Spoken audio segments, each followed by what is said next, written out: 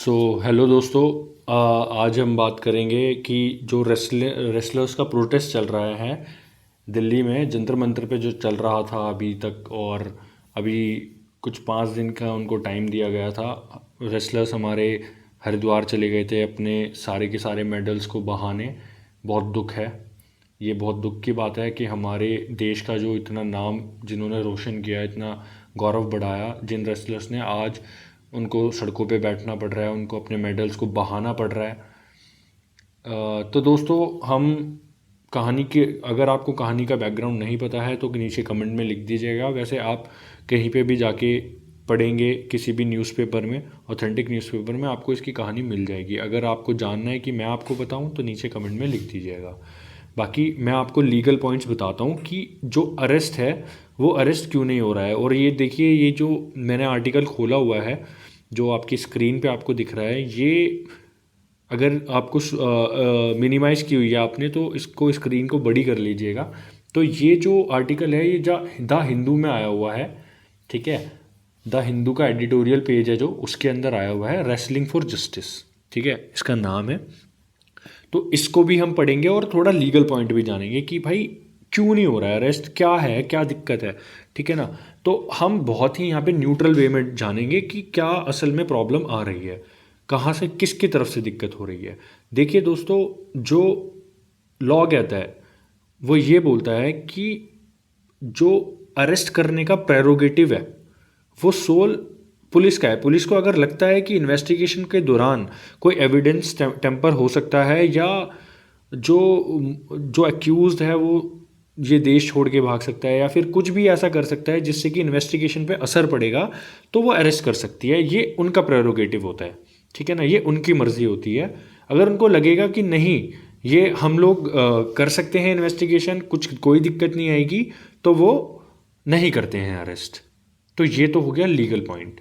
ये मैं अपने मन से यहाँ पे किसी को डिफेंस करने के लिए या डिफेंड करने के लिए नहीं बोल रहा हूँ, ये मैं लॉ का आपको पॉइंट बता रहा हूँ। आप जाके पढ़ भी सकते हैं, किताब उठा के, या रिसर्च कर सके, गूगल पे रिसर्च करके आप इसको देख सकते हैं, ठीक है। बाकी हम जान लेते हैं कि क्या पुलिस सारे केसेस में ऐसा करती है।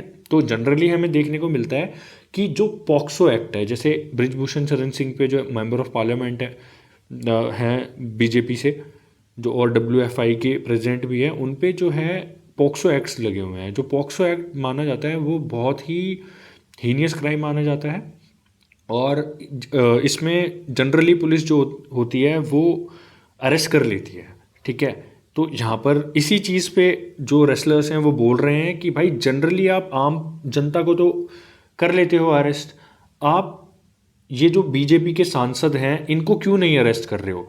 तो वो ये बोल रहे हैं कि जो प्रॉब है, जो इन्वेस्टिगेशन है, वो कहीं फेयर नहीं हो रही है, क्योंकि दिख नहीं रहा है फेयर, क्योंकि जनरली अरेस्ट होता है, यहाँ पे अरेस्ट नहीं हुआ, ठीक है। और देखिए, बाकी पुलिस, आपको अगर जानना है कि पुलिस किस स्टेप में काम करती है, कैसे कोर्ट प्रोसीजर होता है, कि भाई पहले FIR हुई, उसके बाद इन्वेस्टिगेशन होती है, उसके बाद चार्जशीट फाइल होती है, उसके बाद कॉग्निजेंस लिया जाता है, उसके बाद चार्ज फ्रेम किए इशू प्रोसेस इशू किया जाता है, उसके बाद चार्ज फ्रेम किए जाते हैं। तो ये सब अगर आपको जानना है, पूरा CRPC का, इसको अगर आपको विस्तार से जानना है, बहुत इलाबोरेटिव वे में मैं, आप चाहते हो कि मैं आपको समझाऊं, तो आप मुझे बता दीजिएगा नीचे कमेंट बॉक्स में लिखकर, तो मैं आपको वो चीज़ भी समझा दूंगा, ठीक है। बाकी देखिए, जो मैंने आपको अभी तक बताया वो यही है कि सोल प्रेरोगेटिव पुलिस का है। पुलिस की मर्जी है, अरेस्ट करेगी या नहीं करेगी, जनरली कर लेती है, इस केस में नहीं किया तो कुछ भी हो सकता है, ठीक है। तो हो सकता है कि प्रॉब अनफेयर हो, और हो सकता है कि प्रॉब फेयर हो, और पुलिस को नहीं लगा हो कि भाई हमें इसको अरेस्ट करना चाहिए। और देखिए, कुछ जो फार्मर्स हैं, फार्मर्स कम्युनिटी है, वो भी सपोर्ट में आई है। उन्होंने जो हमारी महामहिम है, प्रेसिडेंट हैं द्रौपदी मुर्मू जी, उनके रेसिडेंट के बाहर, जो राष्ट्रपति भवन है उसके बाहर, वहाँ पे धरना दिया है और बोला है कि उनको जस्टिस मिले, हमारे रेसलर्स को जस्टिस दे। और जस्टिस यहाँ पर क्या है कि प्रॉब जो है, इन्वेस्टिगेशन जो है वो फेयर हो। देखिए, लास्ट में तो कोई कुछ भी बोले, लेकिन एट द एंड डिसीजन होता है कोर्ट का, क्योंकि ड्यू प्रोसेस ऑफ लॉ है। आप जैसा अगर आपने पढ़ा है तो ठीक है, उस कॉन्सेप्ट को भी अगर आपने नहीं पढ़ा है ड्यू प्रोसेस ऑफ लॉ को, तो आप नीचे कमेंट में लिख दीजिएगा, वो भी उसकी वीडियो भी आपके पास आ जाएगी। तो लॉ जो है वो सबके लिए बराबर होना चाहिए। एक ड्यू प्रोसेस होता है लॉ का, उसको फॉलो करना पड़ता है, तो उसको आप फॉलो कीजिए। तो वहाँ पे इन्वेस्टिगेशन फेयर कीजिए, आप जो है ट्रायल फेयर कीजिए। तो ये सब मांगे हैं हमारे जो प्रोटेस्ट कर रहे हैं हमारे रेसलर्स उनकी। बाकी जो अक्यूज़ हैं वो भी अपने सारे एलिगेशन डिनाई कर रहे हैं। और अब बस हम वेट करते हैं कि चार्जशीट में क्या आएगा और आगे ट्रायल में क्या होगा और कन्विक्शन होता है या नहीं होता है। देखिए दोस्तों, कोई कुछ भी बोले, जुडिशरी जो हमारी है वो बहुत ही रोबस्ट है, बहुत ही कॉम्पिटेंट है। देर लग जाती है क्योंकि बहुत सारे केसेस पेंडिंग हैं, लेकिन बहुत फेयर है।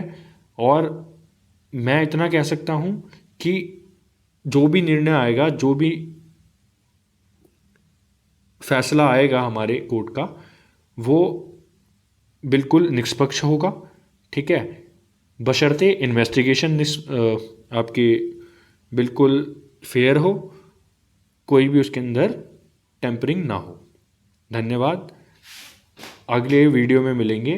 आप कमेंट में मुझे बता दीजिए अगली वीडियो किस पे बनाऊं, सीआरपीसी के कुछ प्रोविजंस पे बनाऊं, ड्यू प्रोसेस ऑफ लॉ पे बनाऊं, या किसी और चीज़ पे बनाऊं। तो नीचे कमेंट में आप ज़रूर लिखिएगा। धन्यवाद दोस्तों, आपका दिन शुभ रहे और आशा करते हैं जो भी आप काम कर रहे हैं उसमें आपको सफलता मिले। धन्यवाद।